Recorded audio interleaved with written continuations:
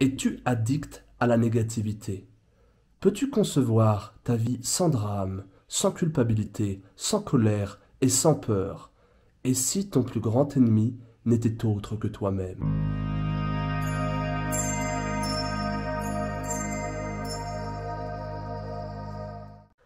Le vide que tu ressens ne pourra jamais se remplir par une activité extérieure, quelle qu'elle soit.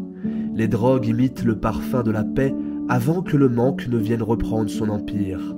Les images de ton ordinateur nourrissent un instant ta soif de stimulation avant de te replonger dans l'ennui. Les lueurs des boîtes de nuit t'égayent avant que l'insatisfaction refasse surface comme un poison accompagnant chacun de tes pas. De cette constatation simple, que rien du monde extérieur ne te remplira jamais, trouve donc en toi-même le Graal que tu as tant cherché. Cesse d'accuser le monde, Dieu, la société, ou bien l'amant de ta femme. Cette prison dans laquelle tu vis, tu l'as toi-même construite, barreau par barreau. Le seul obstacle dans ta vie, c'est toi-même. La seule chose qui te sépare de la plénitude, c'est l'histoire que tu as créée à propos de toi, et que tu as fini par croire. Sache que ton identité est illusoire. Sache que ce que tu appelles ton « moi » n'est qu'une somme de pensées, de conditionnements et de blessures de l'enfance non guérie qui réactivent des mécanismes inconscients.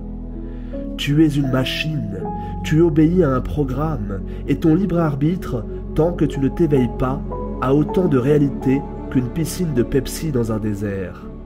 Ta seule liberté aujourd'hui est de comprendre que tu n'es pas libre. Tu es un esclave, Néo, esclave du corps et de ses désirs, esclave de tes pensées et de leur manège incessant, esclave de tes ambitions et de tes soifs inavouées, esclave de tes peurs et de tes espoirs fatigués. Qu'as-tu fait de toi-même? À quelle royauté funeste as-tu lié ton âme?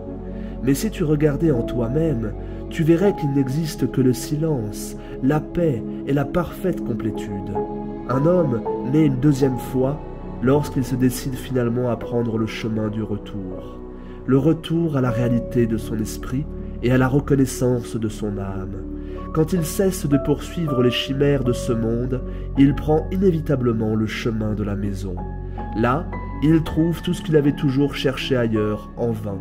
Il n'a plus faim, il n'a plus soif, la peur le délaisse, et il peut enfin rire de toute cette aventure qu'il avait menée si loin de chez lui. La difficulté que rencontrent les hommes, c'est qu'ils ignorent qu'ils ont soif. Mais celui qui reconnaît l'intensité de son vide la transcende bientôt.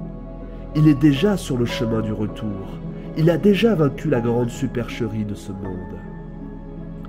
Si tu veux vaincre à ton tour et chanter dans l'aurore à venir, exerce ton discernement, apprends à observer, cesse à présent de te concentrer exclusivement sur le monde autour de toi, pénètre dans ta propre intériorité, observe par quoi tu es sans cesse parasité, deviens familier avec tes malaises, démonte un à un les mécanismes de ton fonctionnement, trouve l'agencement secret des pensées que tu laisses entrer en toi. Si tu fais ce que je te dis, tu observeras que ce que tu es vraiment, dans ton essence, n'est pas l'esclave de ces perceptions. La liberté et l'espace sont ta véritable nature. Tu peux transcender la fausse image que tu as acceptée de toi-même. Mais je te préviens, les pensées conditionnées qui se nourrissent d'un homme depuis si longtemps ont horreur qu'on leur résiste. Plus tu voudras les repousser, plus elles reviendront à la charge. C'est pourquoi n'essaye pas de lutter, essaye seulement de les voir, de les reconnaître pour ce qu'elles sont, des mirages sans substance. Tu verras que la conscience est comme une flamme qui, par son seul pouvoir, transforme le plomb en or.